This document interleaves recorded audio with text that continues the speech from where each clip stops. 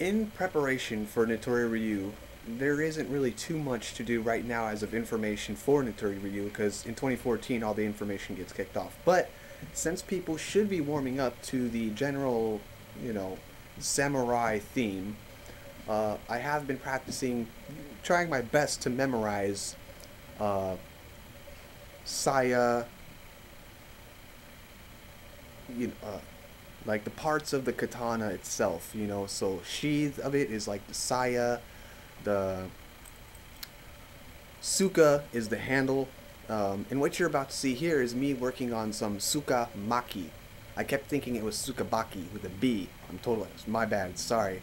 But it's Tsuka-Maki, I guess, with an M. Tsuka-Maki. So handle wrap, basically, right?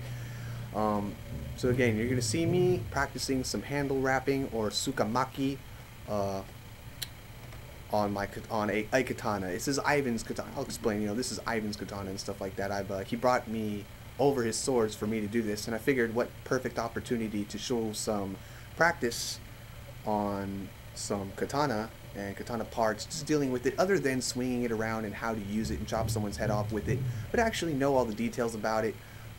Is what I'm going to do is I'm actually going to create a sword with labels. So I'm actually going to have one sword out of all the many of swords that I have with a little label, with a little piece of paper labeling it in Suka, Suba, Saya, you know, stuff like that. And then a piece of tape going over it to keep it clear coated and protected. And then I'll show you that here in a bit. This is the first handle that we're doing. So I have one handle going here. You can see my work so far, and basically it's easier to just smack out the dowel, take the handle completely off the sword, so that way you're not sitting there braiding, twisting, and messing up the blade, and or having the blade mess you up, right? So instead, you just take the handle off. Now it's much easier to work with. You can take it and hold it and put it in between in a holding vise, whatever, right? And then I start at the very top. I put the first layer on, and then you put metal fitting right over it. So that way I'm not gluing anything or anything like that. Just done traditionally, wrapped, and it's tightly kept on there using metal fittings. If anyone asks about the sword, it's nothing special. It's not a Paul Chen or Musashi or anything like that. I don't know where Ivan got it, but this is Ivan's sword, not mine. Give you guys a taste of me doing this right here to show you that in preparation of Natori-Ryu, I am practicing parts of the katana and how to put them together properly, how to rewrap my sword handle, how to tie the sword to the waist, the proper knots and stuff like that. This is all stuff that we definitely need to get into more and more as we get deeper into Natori-Ryu. I'm trying to keep it, you know, like decent. See, is what I do is I actually make sure that the wrapping lands right on one side. It lands right above the hole of the dowel. On one side we have the open hole, making sure that you have access to the dowel easily, you know, so that you can knock it out and you can knock it back in. I just move this aside to knock it back out. Just push the a little pin or something down there, use a hammer, ping, ping, ping, knock it out. Comes out that end. You need to knock it back in. Instead of going this end, you go right back the way you came. So yeah. And again, with diving pattern, trying to keep it the same as possible. I've seen some people use little wooden or little cardboard or paper pieces to actually space out the braid so that it's perfectly even, diamond shaped all the way around, and you just wrap right around those cardboard pieces. And then when you're finished, you take all the cardboard pieces out. It leaves a perfect pattern. But I like to eyeball it and actually practice forming the diamond shapes with my fingers and winging it. So that way, again, it's more practice, you know. Practice makes perfect.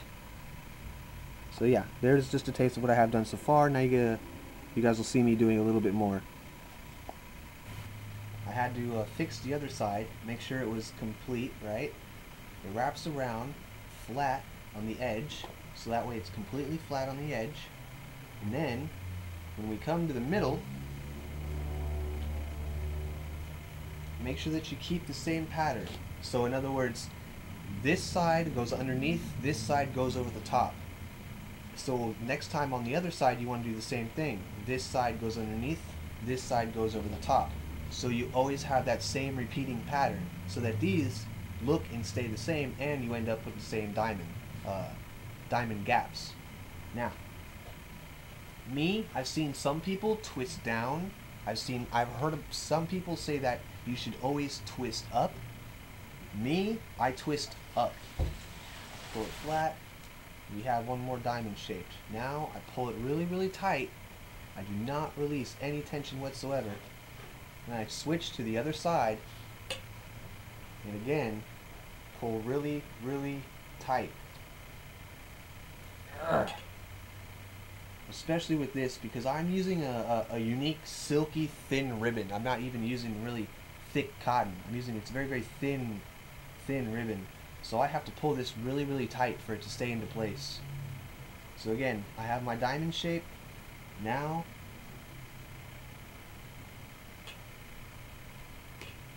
really move it up there. Make sure that the diamond takes form. Twist once, flatten it out, twist again, flatten this side out, and we have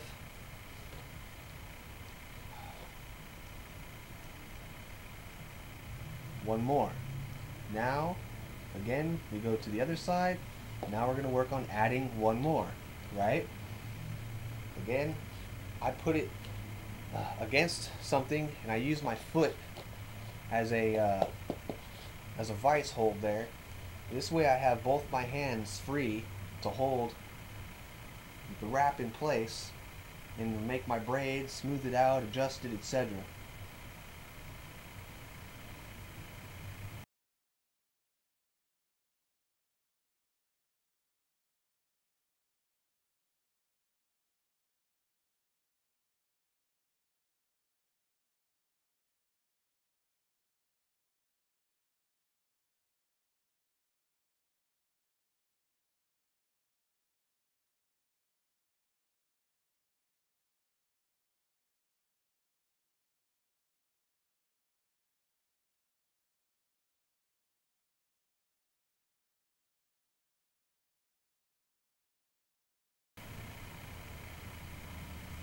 So you see, no gaps, completely smooth, and you have it touching. Sometimes you end up with this zigzag pattern. That's what you want to see, zigzag, right? On the other side, same thing, zigzag, but you don't want to see gaps. See right here, right up top, I have a small, like just a little bit too much of a gap, and you can see the plastic in the edge. So if anything, I'm going to move this around to hide it. I'm going to move that around to hide it. But so far it's pretty consistent. Diamonds are consistent on one side. I'm starting to get a little too big down here, but at least it's halfway consistent on one side. And then the other factor is to feel it and to make sure that it doesn't move around as you actually use the sword, right? Instead of fighting to put my toe on there or something like that, I just, bam, switch it up. There we go. So now again, up and over. But now I have to remember now that I'm doing this, I have to push down instead of going up. Because I'm going up, I want the braid to still go this way. So I can't instinctively go up, up now. Now I have to remind myself to go down, down, and twist them down. So that it remains the same pattern.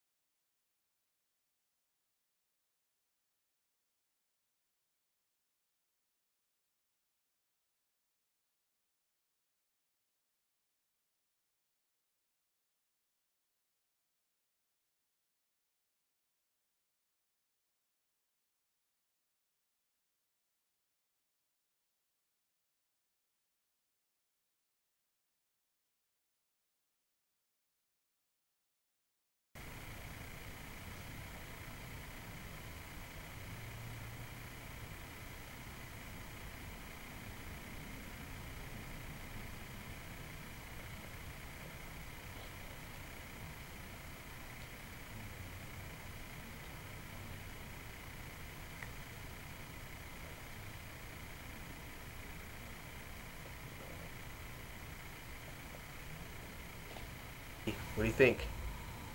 Decent sword handle wrap? In the name of Natori-Ryu? That's how it's done. Yeah?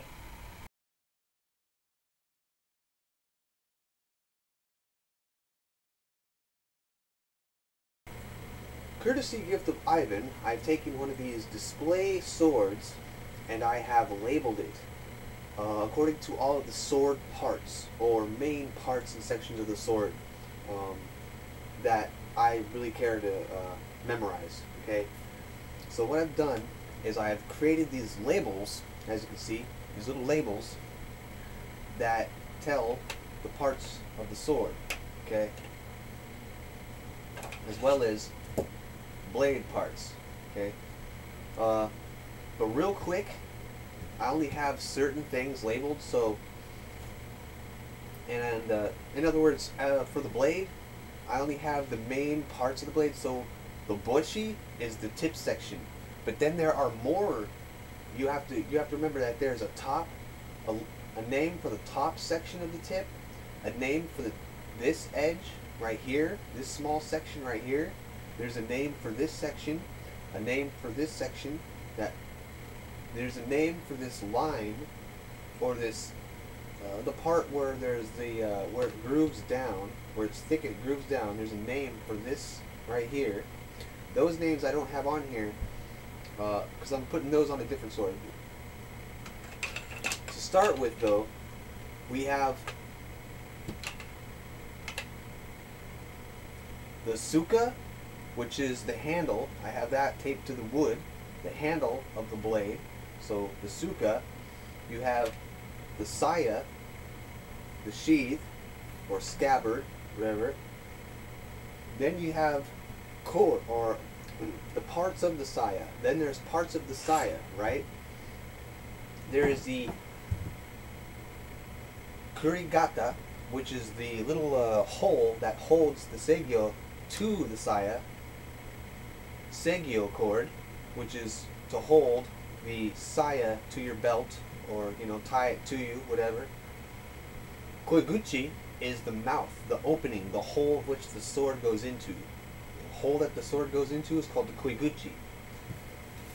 Now, some swords have metal end caps or metal pieces to protect it and stuff like that, and they're called kojiri. If I'm pronouncing these things right? Kojiri. So there's that much of the saya. Okay.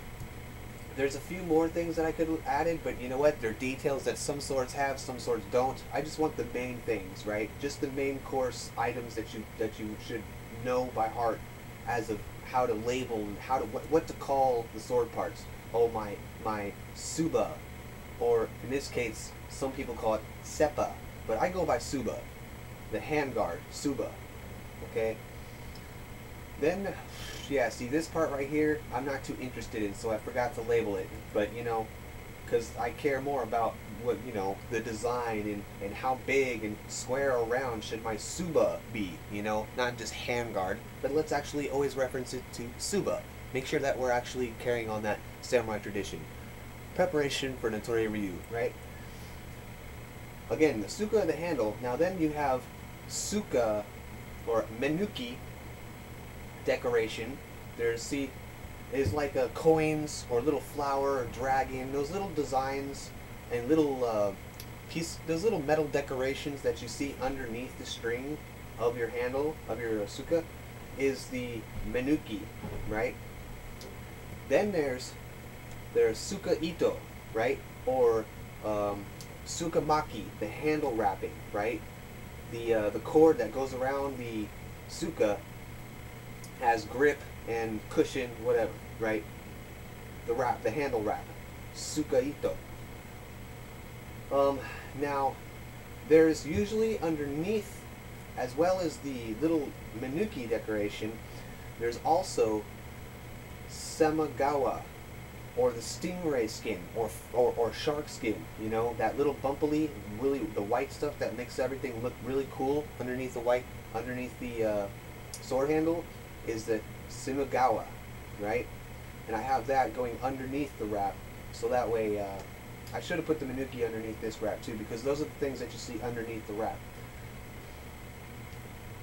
the very, very hilt of the sword, or the very end metal piece that holds, that protects the, that you can ram with or whatever, protect it, etc., to keep this wrap on and stuff like that. The kashira,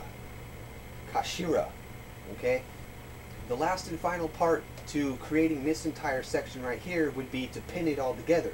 The mekugi, okay? The pin, the dowel that holds the blade into the handle is the mekugi.